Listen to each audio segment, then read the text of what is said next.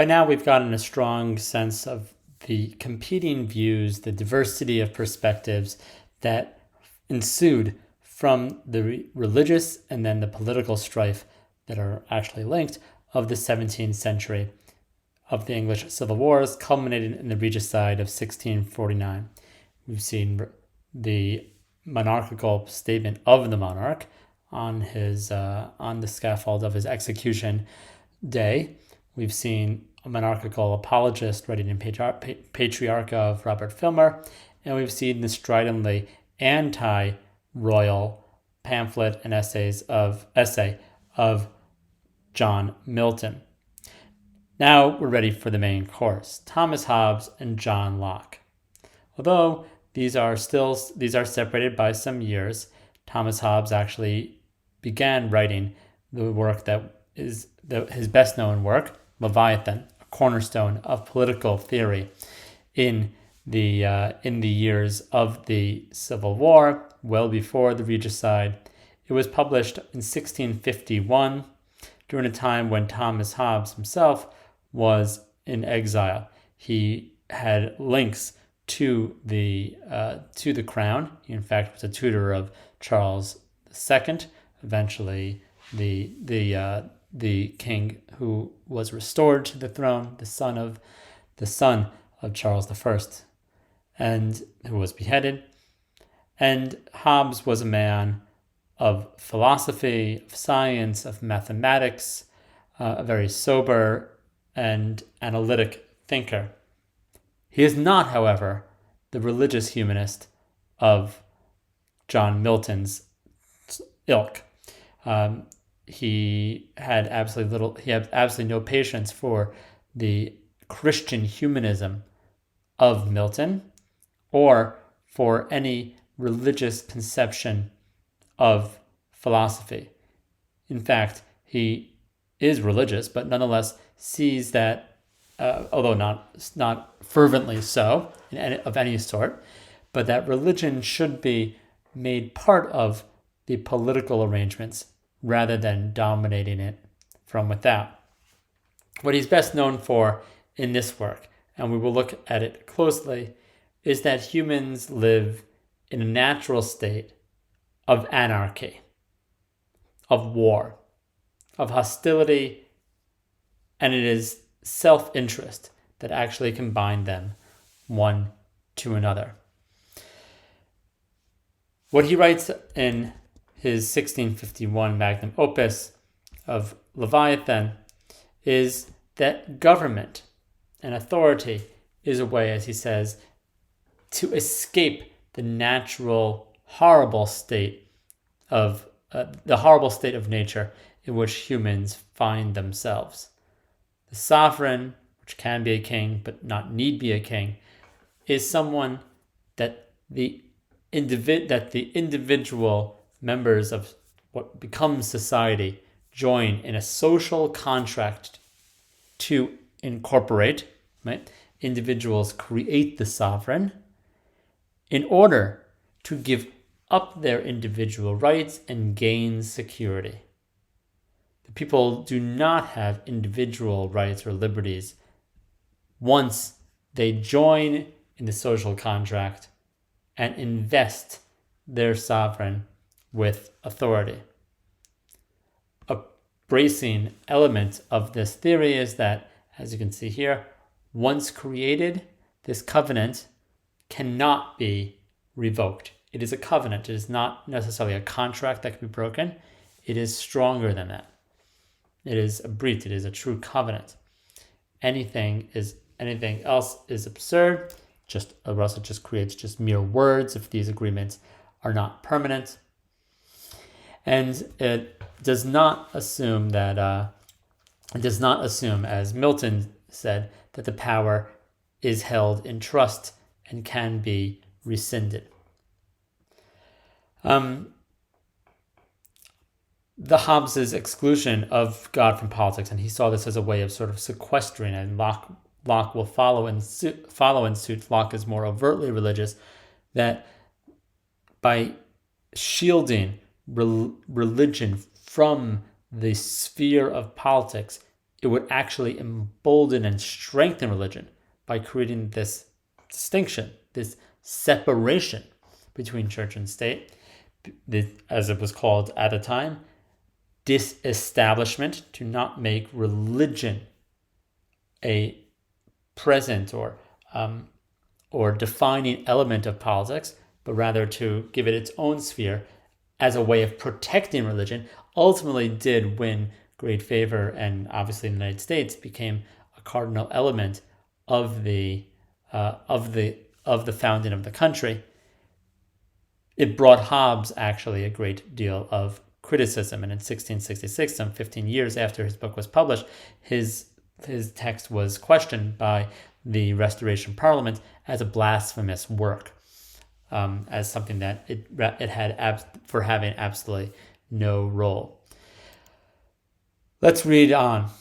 Now, to understand Hobbes's view, and we'll come back to the Leviathan, he takes a very circuitous, it's a long work, and he takes a circuitous route to describing his view of the sovereign, of what this state actually looks like.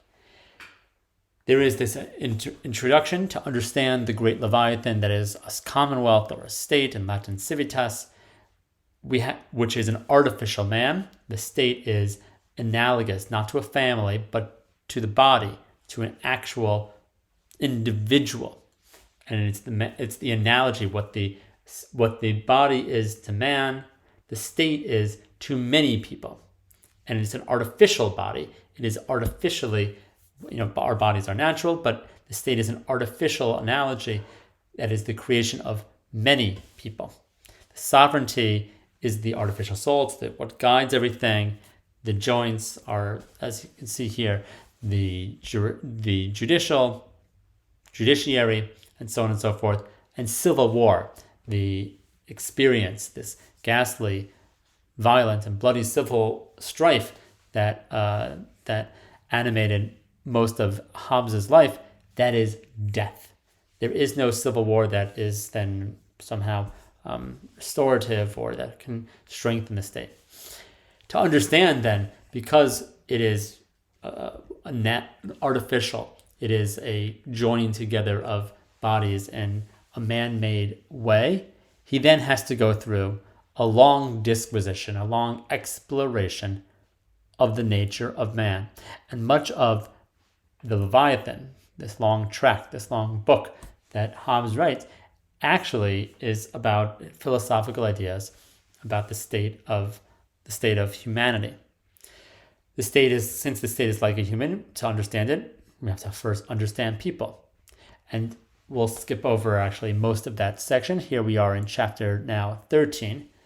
And here he writes something quite foundational, and Hobbes' style is very direct, very astringent, very clear. Nature has made men so equal in the faculties of body and mind that there can be found one man sometimes manifestly stronger in body or quicker than the other, but those differences are negligible. People are generally equal. And here, unlike in Locke, where Locke will assert an equality of reason, egalitarian rationale, reason, ability to judge clearly, to Hobbes, egalitarian or equality values mean that we all have the same desires, we all have the same pattern of behavior. There's no way, because we're all equal, we all want the same things, we all want our own protection for ourselves, and therefore, we know, and no one has that much more power than another. It could have a little bit more, a little bit less, but there's absolutely no way to protect us from each other without, of course, a state, without the sovereign. Men live without a common power to keep them all in awe. So long as there's nothing to keep us in check, there's no greater power, we are all fundamentally more or less equal. And therefore we live in a condition that he calls war. That's basically anarchy. It might not be a hot war, but we are all suspicious, guarding against each other, assuming that everyone else is seeking my injury, my hurt. Every man is against every other man. And because there are many, many other people, there are many other humans than there is me, I will be at great vulnerability, enormous weakness. Here's the very famous passage. Whatsoever therefore, and let's read it in its entirety. Whatsoever therefore is consequent to a time of war. What happens in a time of war is this. Every man is enemy to every man. The same is consequent to the time wherein men live without other security than what their own strength and their own invention shall furnish them. Right? If all you have is your own strength, you have nothing else to rely on. There's no society, there's no civilization, there's no cavalry coming over the hill. If we live in this natural state, right? And he's drawing exclusively on observation, on his natural philosophy. It's for one principle leads to another, very mathematical and logical. In such condition, there is no place for industry because the fruit is uncertain. No culture of the earth, no navigation, nor use of the commodities that may be imported by the sea. No commodious building, no instruments moving such things as may require force. No knowledge of the face of the earth, no account of time, no arts, no letters, no society, and which is worst of all, continual fear and danger of violent death. And the life of man, solitary, poor, nasty, brutish, and short. Natural humanity, meaning in its organic state, without any embellishment, is not Edenic.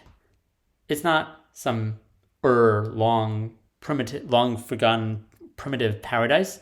It is horrible.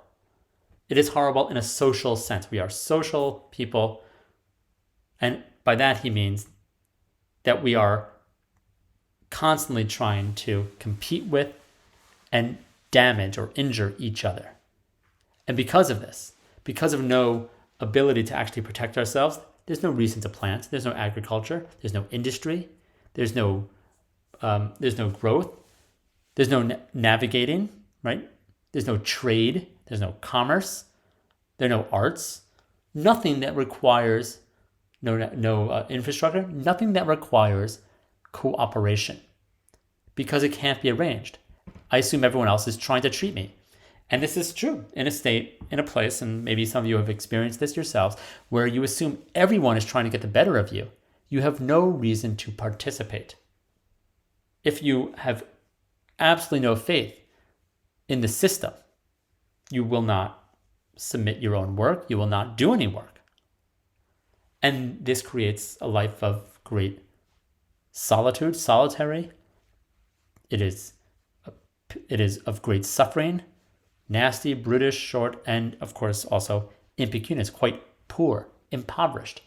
There is no market, there is no system of economy, of cooperation, of barter. And so it seems that no one really has thought about this. And if you want to say people aren't really that bad, he says, well, do you lock up your belongings at night? And that's with your own family. Do you lock the door? That's with your own neighbors. We really are that distrustful. And that's in a state of a sovereign country. People will do what they can. People will take as much liberty. They will do what they can to hurt you. They will do what they can to protect themselves, because no law is natural. Laws are only posited. They are created by some legislative body. Otherwise, there is total anarchy.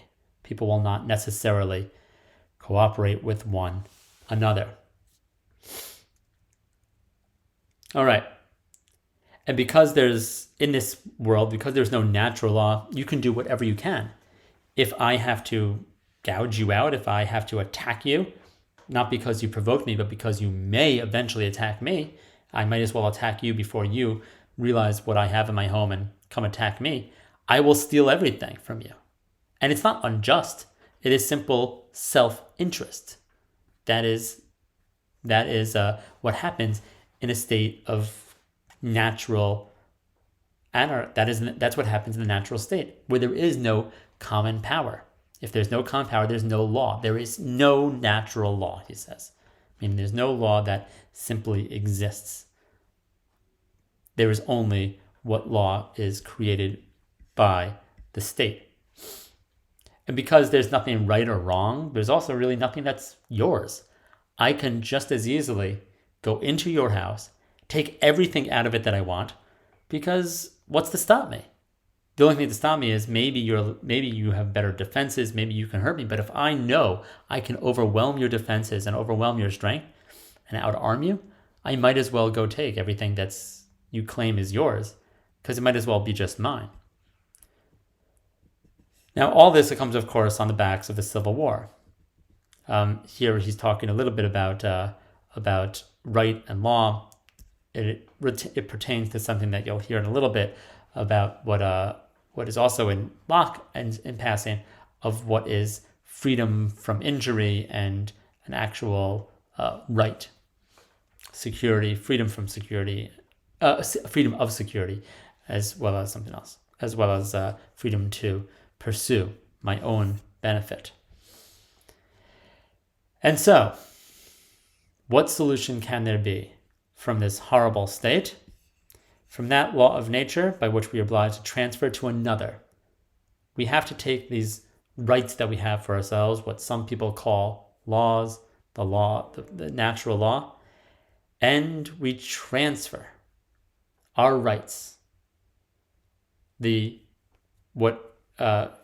we follow something else, that we perform, we create a covenant. A covenant is made once an agreement is made. That right we have. Once we have an agreement, it means that it must be performed. It must be maintained. The only thing unjust about a covenant is to not perform the covenant. This is a crucial part and an objectionable part of his argument, obviously very different from Milton, and it will also be very different from Locke, that anyone who breaks a covenant and thinks that he is lawfully justified in doing so, that he's doing so with a reason, it cannot be said that there is any way to emerge from anarchy. Again, what Hobbes is saying is that if a covenant is conditional, then there is no real way to enter into a society. Society must mean it is unconditional. That once this covenant is made to exit the state of natural anarchy, that there's no going back. That once we create society, we are not going to return to this forgotten state of horrible self-interest. And so what does the Commonwealth look like? The final cause, end, or design of men who naturally love liberty and dominion over others is the introduction of restraint. How can I create a system where you are not going to come into my house and take everything that I think belongs to me or everything I hold dear, and I won't come into your house? By submitting to a covenant that will restrain us both. Mutual disarmament.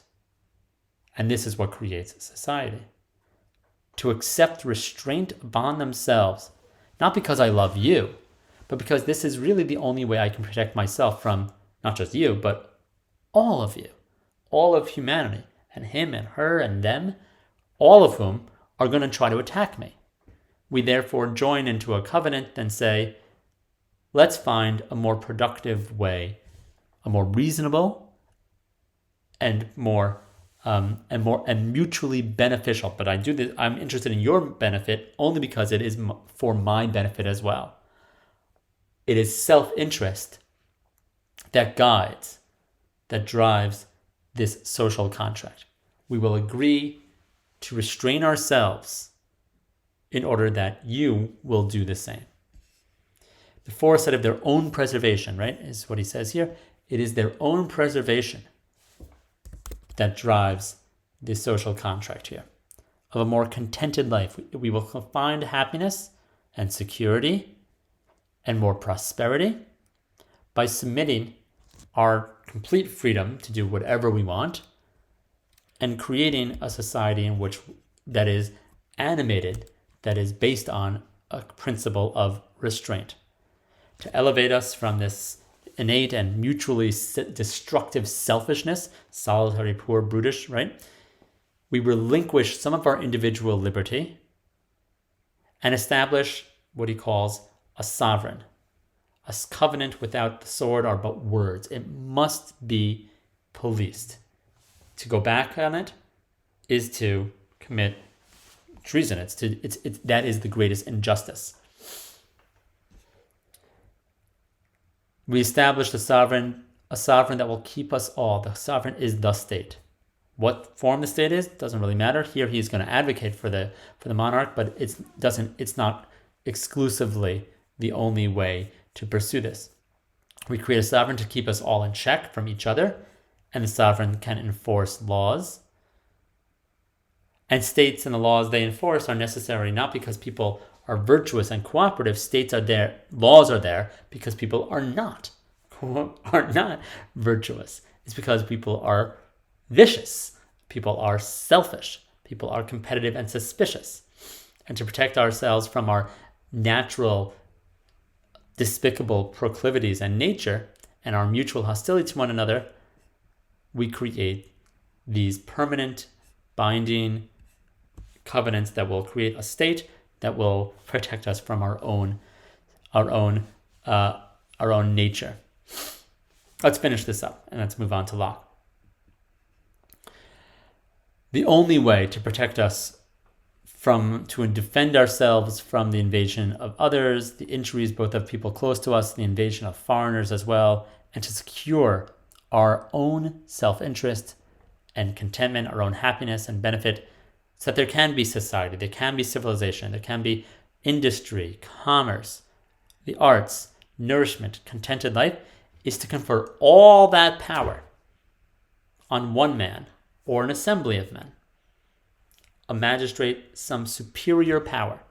Not that we all participate in direct democracy, but to give all of our rights to someone who will make these decisions, or to someone's, a council perhaps, that will make all these decisions for us. And that is the creation into one will. We give up our own choice. He's not interested in elections. Into one will, and that single will of a king, of a monarch, or of a titular of a leadership council, which is as much as say, to appoint one man or an assembly of men to bear their person. They are the brain of all of us. And everyone to own and acknowledge himself to be the author, to be the creator of whatever he so bears, that their person shall act or cause to be acted upon in those whose concern the common peace. We will all agree to do whatever this sovereign says. And therein, we submit our wills to his will. I give up my own in order to preserve ourselves, to preserve myself, and you will do the same thing to preserve yourself. We give up our own individual judgment to allow for and accept the sovereign's judgment in order that I won't be subjected to your judgment, which will obviously be partial to yourself. This is not just consent or concord. It is a unity of them all in one and the same person, made by covenant of every man with every man, in such a manner as if every man should say, I authorize and give up my right of governing myself to this man. This is the historical account. Obviously, it's not in his own generation. This happened long before, but it's as if it is b'chol dor v'dor, as if everyone who enters this society, it's as if they say it themselves. The social contract happened once, but then it's as if it's anyone who is part of the society says the same thing. I give up my right in order to accord it, to delegate it to this person, on the condition that you do the same thing. It's not how that sovereign will act, as Milton said. It's how my fellow members of this covenant act. The covenant is not with a sovereign. The social contract is with the people who become part of that society, of that nation. This is the generation of the great Leviathan. This being, this creation to whom we owe under the immortal God our peace and our defense. This is the account that he gives. The famous cover of the Leviathan that looks like this. The Leviathan, or the matter of form, the power of a commonwealth, ecclesiastical and civil, right? On one hand, he's holding a sword, defense, a monopoly of power that the state holds. The other side is a symbol of ecclesiastic rule, also rules over the church. But that not that the church has any say over the state. Let's not get into that. And here we can look much closer. The symbols of what the sovereign control are all here, of judicial decision, of the arms, a monopoly of power, of defense, of the churches, and of castles.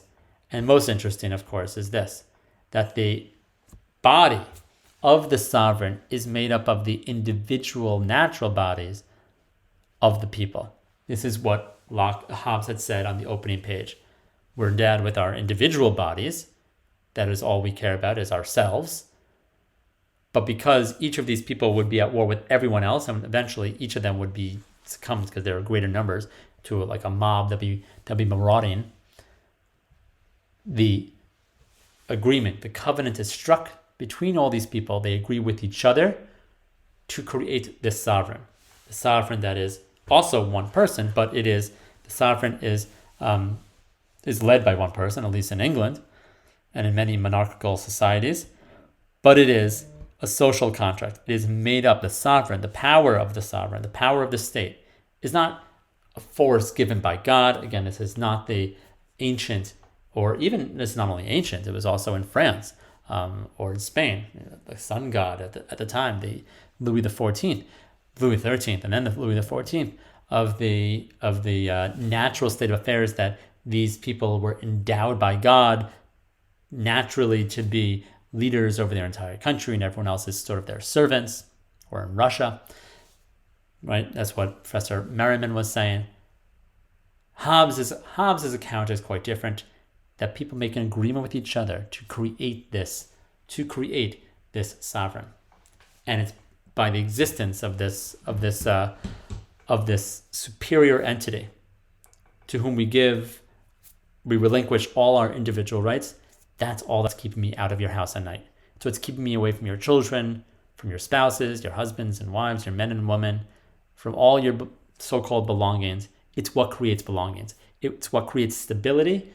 It's what creates the foundation of society that will allow for the arts, for industry, commerce, invention, science, and everything else.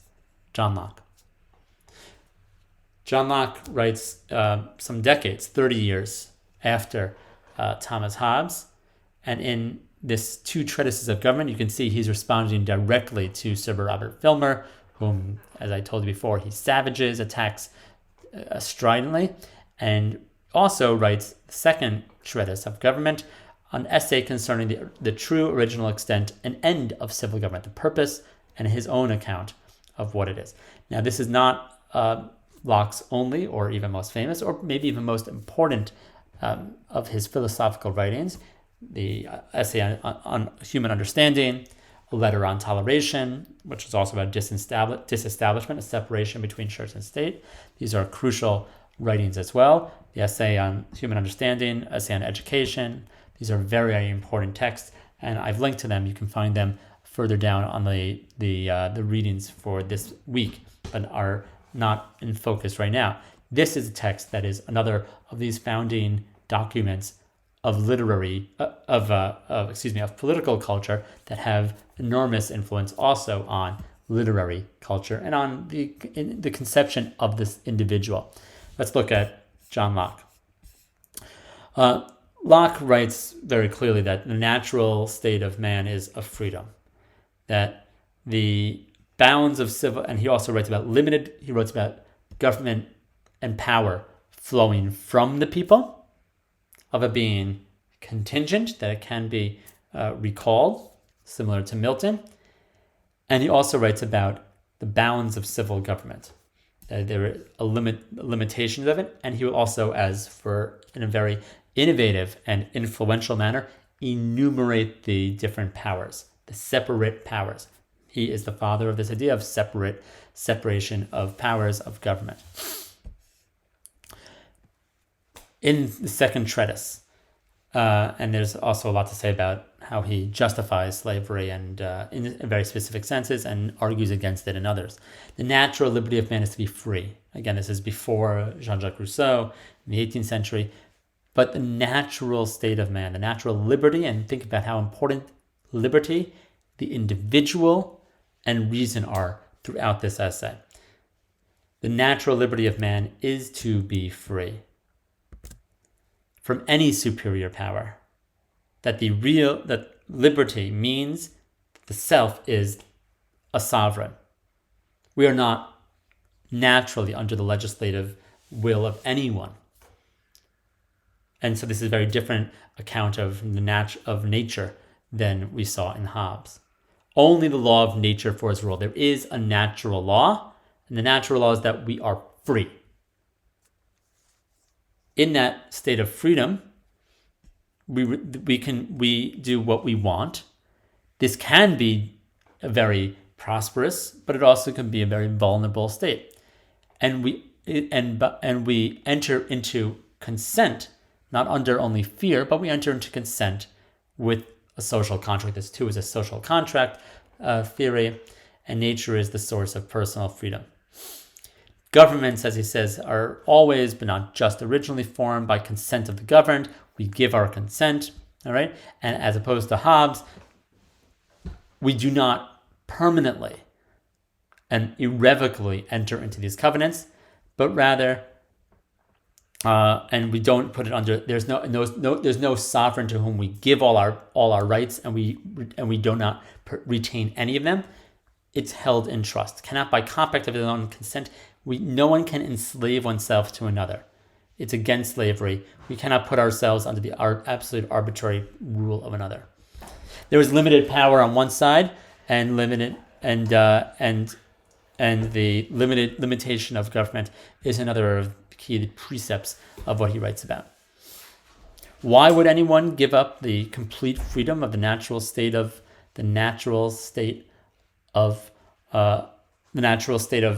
utter complete freedom that the individual has? Why would anybody do this and subject himself, give any power to anyone else, to submit to the conditional power of a state, of a sovereign, of representative government as well? We do this also to secure our greater rights, to secure our property. And this is important, this page here. Why do we quit our condition of natural, complete autonomy? We do this not without reason, but we do it out of also self-interest, out of reasoned, rational motivation, to seek out and join in society with others, to create a social contract, to join into a system of government with others who are already united or have a mind to unite for the, as he says, mutual preservation of our lives. Because we are vulnerable, alone, we are insecure, and so we join into a covenant, agreement with others, consent, as he says, in order to secure the mutual preservation of their lives. Citizens do this to mutual preservation of their lives, liberties, and estates, which I call by the general name property. Does this remind you of anything? This is the version. This is the first draft of what Jefferson wrote of life, liberty, and more felicitously said, the pursuit of happiness. But there's no question about it. It means the right of property. The great and chief end of men's uniting to commonwealths and putting themselves under government is the preservation of their property. Wonderful. It's and astonishing. It is about money. It is about belongings. It is a bourgeois, mercantile philosophy. Underneath all the talk about reason, all the pursuit of freedom, the security, is that it allows for greater security of property, the preservation of property. I'll let that sink in. The final aspect I wanted to point out before I close is that he talks about how there are these different powers that are incorporated into the government. The power of creating rules, to regulate rules, that's the legislative, to employ the execution of the law and punish people who break the law, that is the executive power. And he also mentions the judicial power of the ability to judicate. Though men, when they enter into society, give up the equality, liberty, and executive power they had in the state of nature, they give that up, to be so far disposed of it by the legislative as the good of the society, yet it being only with an intention in everyone, the better to preserve himself, his liberty, and property. For no rational creature can be supposed to change his condition with intention to be worse. The power of the society, or legislative constitution can never be supposed to extend farther than the common good. If it is not for the common good, it can be dissolved. We do this out of a rational, reasonable sense of pursuing our own self-interest, which would also be the common good. There is no contradiction for Locke between the two. What is my personal self-interest is also the collective welfare. In such a system, in such a society, reason governs everything. Not anarchy, not war, not hostility, not just bad nature, but preservation of intelligent and reasonable ends. Okay, that's enough for this, and we'll continue on.